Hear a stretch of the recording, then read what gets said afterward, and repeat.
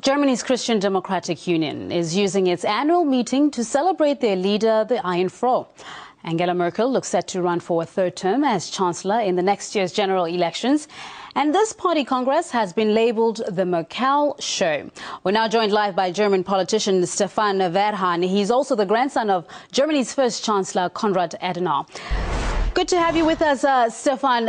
In struggling Eurozone nations like Greece and Portugal, Angela Merkel is seen as a symbol of the tough austerity imposed on the people. Now, during her latest visit to Athens, posters compared her to the likes of Hitler. Why is the anger focused so much on this one person?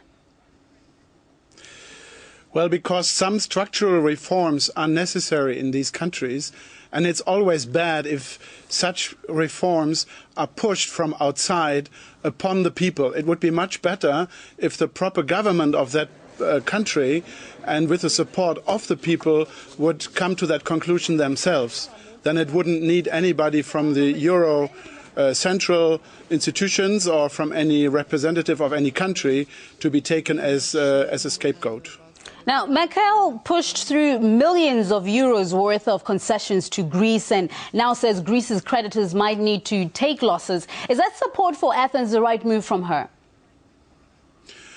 Well, what was agreed in one of the last summit meetings was a cocktail of measures, and that these measures are not really the thing that what, for example, the International Monetary Fund recommended to do a haircut. And Mrs. Merkel obviously avoided at any terms to have a haircut because that would have an immediate effect on the German budget and on the German taxpayer. And since we have elections in Germany next year, she's avoiding to have any tax money involved, although the risk that it will be tax money is there.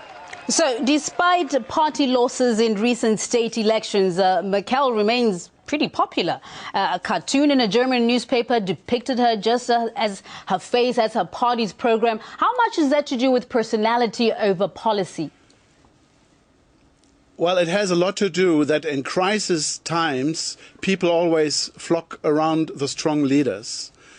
And secondly, it has to do with the fact that Angela Merkel is following a policy called TINA. There is no alternative.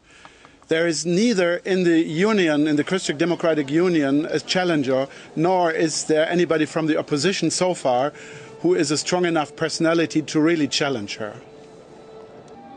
So Merkel is trying to tie the EU to a fiscal union. If Merkel is re-elected for a third term, how much will her European economic policy change? I mean, will it become more aggressive?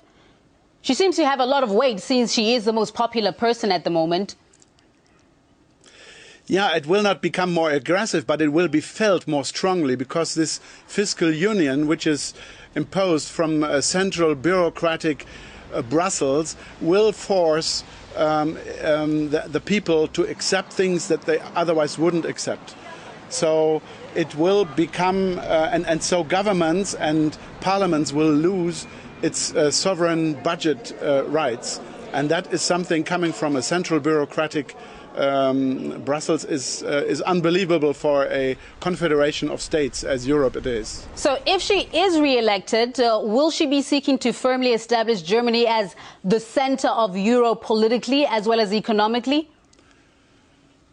No, I don't think so. I think she will still seek the support of all other European partner countries. However, the central forces of Brussels will become stronger, and that is generally a bad development. It would be much better the sovereign states, the confederation, would have its proper parliaments to decide upon these things instead of somebody in the central in Brussels. Stefan Verhan, German politician, leading candidate from the Free Voters Party. Thank you for your time.